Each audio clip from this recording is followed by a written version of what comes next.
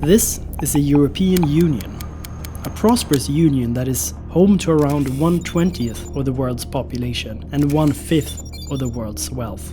Every year, thousands of people decide to flee wars, persecution, and extreme poverty to seek a better life in Europe. For many of the people who make the journey to Europe, the journey is extremely expensive and incredibly dangerous. And the exact reasons for why people, despite that, decide to embark on the journey vary. In many West African countries where corruption, nepotism and tribal discrimination is endemic, the journey is perceived by many as the only option to escape extreme poverty. The average wealth per adult varies significantly within the European Union, between the richest country Luxembourg to the poorest country Bulgaria. But even the poorest EU country is extremely wealthy if you compare it to some West African countries like Guinea or like Sierra Leone, a country where 1 in 17 mothers die while giving birth and 1 out of 10 children die before turning 5 years old. For people living in extreme poverty in countries like these, making it to Europe can sometimes be viewed as a communal sacrifice that, if it succeeds, can secure a whole family's future. West Africans who embark on this journey often employ smugglers to take them through countries like Guinea, Mali, Niger or Algeria, and then to Africa's main migrant transit stop, Libya. From Libya, smugglers pack migrants on flimsy boats to travel the deadliest migration route in the world, the so-called Central Mediterranean routes. In many East African countries, where poverty is somewhat less extreme than in Western Africa, it's not only poverty but also other types of suffering that pushes people to embark on the journey to Europe. Many Eritreans, for example, make the journey to escape what is often referred to as the North Korea of Africa, a brutal regime that has been ranked as the least free state in the world. From Somalia, many escape to flee terror groups like Al-Shabaab, which controls big parts of the country. The route for Eastern Africans to Europe goes through Sudan and onwards through 1,400 kilometers of desert to Libya, where they join West African migrants to embark on the Central Mediterranean routes. But as a direct consequence of EU policy, for both West Africans and East Africans, Libya is often where their journey ends in the most horrific ways imaginable.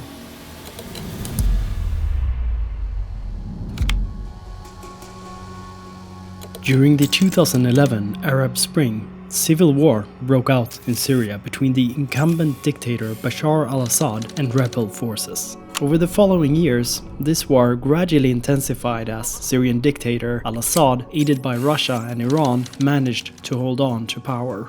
As this war dragged on, and as Al-Assad deployed more and more gruesome methods against the civilian population, millions of Syrians decided to flee Syria to seek refuge in Europe. In 2015, the media and politicians started talking about a European migration crisis. The perceived public panic over this so-called migration crisis would end up having huge consequences, thoroughly transforming the political landscape throughout the Western world. Britain's 2016 decision to leave the European Union, the 2016 election of Donald Trump, and the electoral success of far-right parties in Europe, like Alternative für Deutschland in Germany, were all driven by anti-immigrant sentiments. To curb this advance of far-right politicians, also traditional establishment parties in the European Union started to adopt anti-immigration rhetoric. You've got a swarm of people coming across the Mediterranean. And actual anti-immigration policies to handle the so-called migration crisis. These policies were so effective that the European Union, a few years on, ahead of the EU Parliament elections in 2019, declared the migration crisis over. But exactly how did the European Union manage to make the so-called migration crisis go away? In 1939, around 900 Jews boarded the ship MS St. Louis to escape persecution in Nazi Germany. The ship first sailed to Cuba, which denied entry to all but 28 passengers. The ship then went to the United States and then to Canada, but both of these countries refused to let the ship dock. After that, the conditions on the ship deteriorated so much that the ship had to sail back to Europe, where hundreds of the passengers eventually were murdered in the Holocaust. Following the Second World War, the international community realized that In the case of MS St. Louis and in numerous similar cases, it had failed to provide a haven for refugees who were fleeing genocide. And out of that realization, a new fundamental principle of international law was established, the principle of non-refoulement. This principle, that is binding on all states across the globe, prohibits states from returning people who are seeking asylum to states where they are in likely danger of being persecuted. Because of the principle of non-refoulement, the European Union couldn't make the so-called migration crisis go away by letting people first arrive in Europe and then have those people sent back. That would be illegal. The European Court of Human Rights also held in 2012 that it would violate international law for European boats to intercept migrants on the Mediterranean and then return them to Libya. So instead, what the European Union did was to enter into agreements, first with Turkey, then with Libya, to have these states intercept the migrants before they reach the borders of the European Union. Libya, however, wasn't at that time and still isn't a functioning state. So to make it possible for Libya to prevent migrants from reaching European shores, the European Union spent millions of euros to build and train a Libyan coast guard.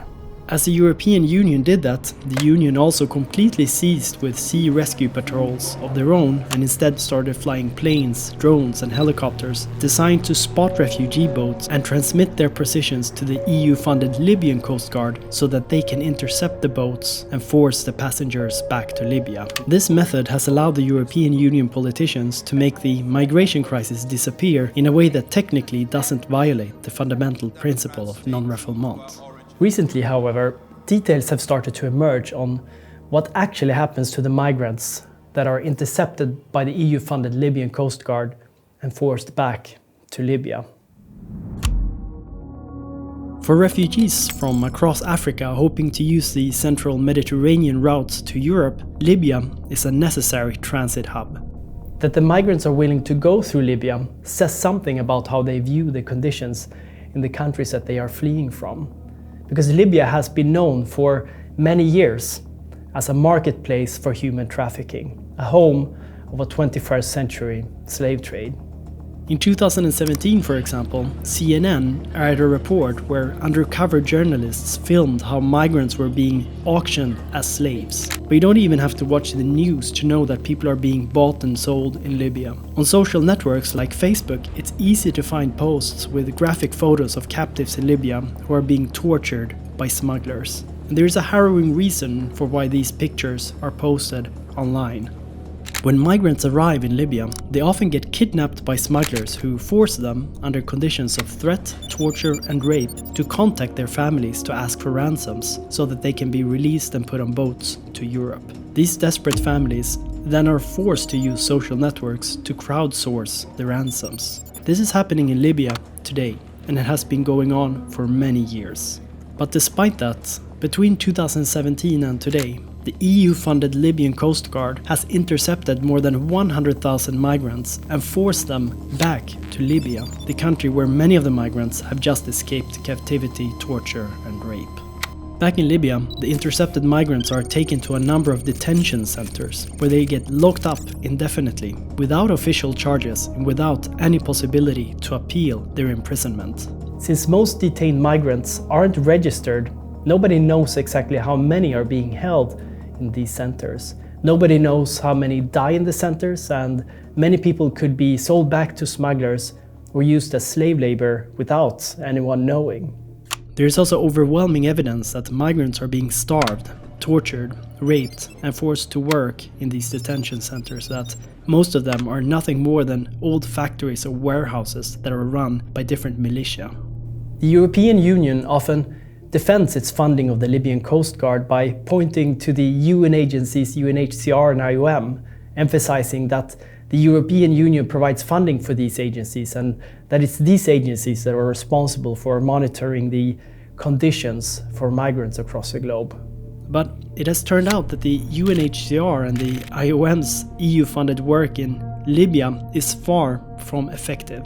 Most UNHCR staffers assigned to Libya have been based in neighboring Tunisia, not in Libya, and haven't had proper access to speak to the actual migrants in the detention centers. Instead, the conditions in these detention centers have often first become known to the world not through the UN but through reports from the migrants themselves, who have been using smuggled phones to contact journalists. Not until October 2021 did a fact-finding mission commissioned by the UN find that there are reasonable grounds to believe that acts of murder, enslavement, torture, imprisonment, rape, persecution, and other inhumane acts committed against migrants in Libya, and that this formed part of a systematic and widespread attack directed at this population.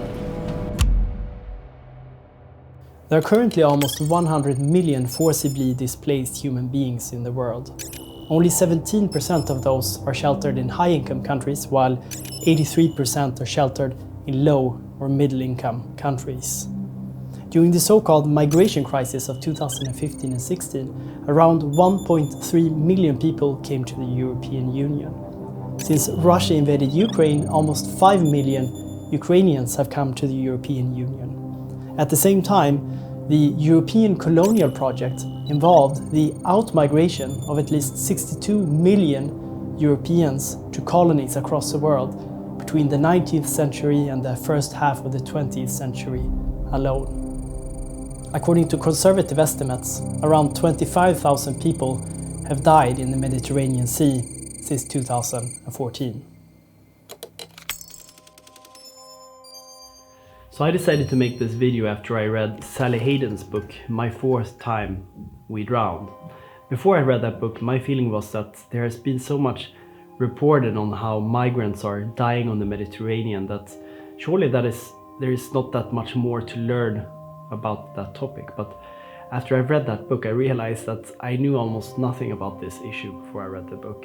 So what Sally Hayden's book does is that it lays bare how direct EU policy that is enforced on behalf of me as an EU citizen are leading not only to people drowning at sea, but also to people ending up in unimaginable suffering and cycles of abuse in the country of Libya. And I really recommend Sally Hayden's book. It's also about so much more than what I talk about in this video. It's about how humor and even love can grow within the most horrible places on earth. It's also about bravery, desperation, and corruption and cynical NGOs. It's just a fantastic book that I hope that you will consider reading. Anyways, thank you for watching this video to the end.